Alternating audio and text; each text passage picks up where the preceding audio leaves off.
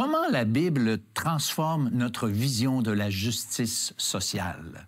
C'est l'heure de la bonne nouvelle.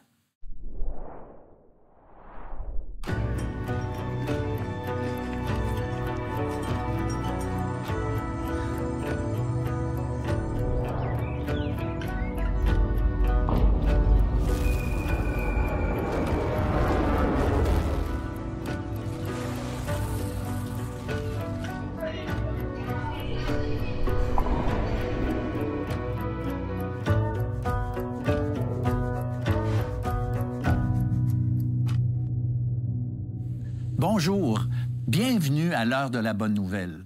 Bonjour Martin, Samuel. Salut François. Salut François. Bienvenue à l'émission encore une fois.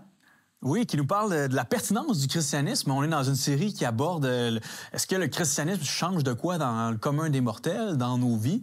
De tous les jours. Oui, aujourd'hui, on va voir à quel point le christianisme vient réformer notre manière d'être juste et de percevoir ce qu'est la justice sociale en communauté, en famille, individuellement.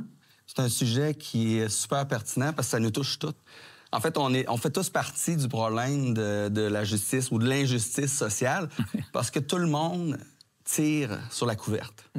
Dans toutes les situations, les conflits, on va remarquer, mettons qu'on est extérieur, on voit un va tirer de son bord, l'autre va tirer de son bord. Et ça date pas d'hier, ces conflits-là, de l'injustice sociale. On peut même reculer jusqu'au 8e siècle avant Jésus-Christ. Le prophète Amos, déjà, il dénonçait ce péché.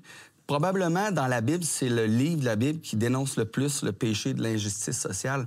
Et Amos, il parle justement contre les riches qui opprimaient, qui marchaient sur la tête des pauvres.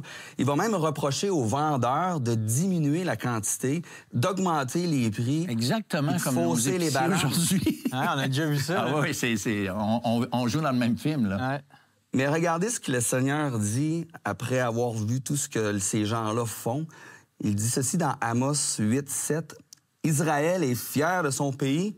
Eh bien, je le jure, par ce pays, je n'oublierai jamais vos façons de faire. » Donc, Dieu voit, puis n'oublie pas. Puis un jour, il va demander des comptes. Tout à fait. Écoute, moi, je pense, tu sais, quand tu parles de tirer la couverte de son bord, tu sais, dans un couple qui s'aime, ben, ils sont bien intentionnés. Moi, ça fait des années que je suis marié, plus de 40 ans. Puis, je veux dire, je peux pas dire que c'est tout facile. Tu sais, il y a toujours des choses, tu sais, puis, tu sais, il faut passer à travers, se parler, se pardonner et tout et tout. Puis, on est deux, on s'aime, puis c'est difficile. Alors, si on transpose ça à 8,5 personnes sur la planète, comment peut-on penser que ça va mieux aller? C'est pas évident du tout, c'est pas facile. Mais on a posé la question, que devrait-on changer pour avoir un monde plus juste? Ben, déjà, l'égalité, je pense, pour tous. Ben, je dirais que les gens s'informent plus sur qu'est-ce qui se passe autour d'eux à la place de toujours avoir leur même mentalité. Le salaire, peut-être? De pas faire en sorte que l'argent, ce soit un problème. Est-ce qu'on devrait changer quelque chose? Peut-être qu'on devrait porter plus d'attention au bien-être des autres et donner plus d'importance aussi à l'environnement. On devrait tous donner un peu de plus d'amour à chacun d'entre nous, je pense. Arrêter de penser juste à soi. Avoir des gens plus tolérants. Avoir des gens qui ont plus d'empathie. On devrait tous essayer d'être un peu plus patients et généreux. S'écouter, je pense. Il faudrait mieux répartir l'argent pour le travail. Peut-être remettre les valeurs humaines en avant. Voilà, plus que l'argent. Il faudrait qu'on commence par la paix. Puis ça a l'air difficile. Intéressant, hein? Entendre ce vox pop-là, on a l'impression que les gens ont tous une impression d'un monde plus juste qui existe ou qui a déjà existé, tu sais.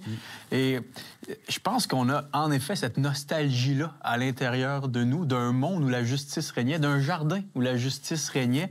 Puis même si on l'a jamais vu, ce monde parfait-là, mais t'entends les commentaires, t'as l'impression que tout le monde soupire, aspire. C'est comme si on y avait déjà habité, puis on y a jamais été, mais c'est comme si c'est resté derrière nous. On là. connaît cette maison-là, mais on n'est pas capable de l'atteindre. Non. Il y a plusieurs personnes qui ont parlé d'arrêter de penser juste à soi.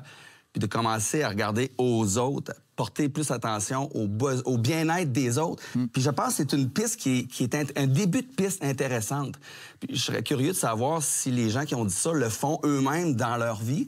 Mais la Bible parle aussi de cette idée-là de penser aux autres, mais elle va plus loin. Puis je vous partage un verset de Philippiens 2:3 qui dit « Avec humilité, considérez les autres comme supérieurs à vous-même. » Là, c'est pas juste l'idée de penser aux autres, c'est de penser puis de considérer l'autre comme étant supérieur, plus important. Alors imaginez si sur la planète, tout le monde considérait l'autre plus important que lui.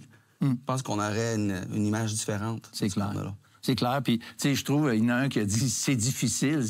Puis, non seulement c'est difficile, mais en quelque part, si on est honnête, on a toujours voulu, mais jamais atteint ça. Et qu'est-ce que je trouve intéressant, c'est que les gens ont tous l'idée qu'il y a amélioration, exception faite peut-être d'un monsieur qui ne semblait pas vraiment être convaincu, mais on est tous d'accord qu'il y a une amélioration à avoir, mais on est là, puis c'est comme on est pris avec une voiture dans le banc de neige, là, on pèse sur le gaz, ça avance pas. Il y a quelque chose qui est impossible à l'homme. C'est ça, il y a quelque chose qui ne va pas. Alors, restez avec nous parce qu'après la pause, Samuel va nous entretenir de ce sujet si important de la justice sociale. Personne n'est contre un monde contenant un peu plus de justice, d'harmonie, de paix, d'altruisme. Par contre, ce qui ne marche pas, c'est qu'on voit que même les plus grandes élites de ce monde au niveau intellectuel finissent par commettre parfois des crimes odieux. Ils savaient très bien que ça se faisait pas. Il y a ce cycle de violence qui se perpétue entre les individus, entre les nations. Est-ce qu'il existe un juge, une norme universelle, une autorité suprême, quelqu'un qui a dit comment on devrait vivre? Heureusement, cette personne-là existe. L'heure de la bonne nouvelle, en collaboration avec le Messager chrétien, vous offre gratuitement le livre de réflexion quotidienne La Bonne Semence. Pour en recevoir un exemplaire, écrivez-nous à l'heure de la bonne nouvelle, casier postal 33012, comptoir postal Thibault, Trois-Rivières, Québec, G8T 9T8. Vous pouvez également nous joindre à info@hbn.ca ou par téléphone 1-866-509-1319.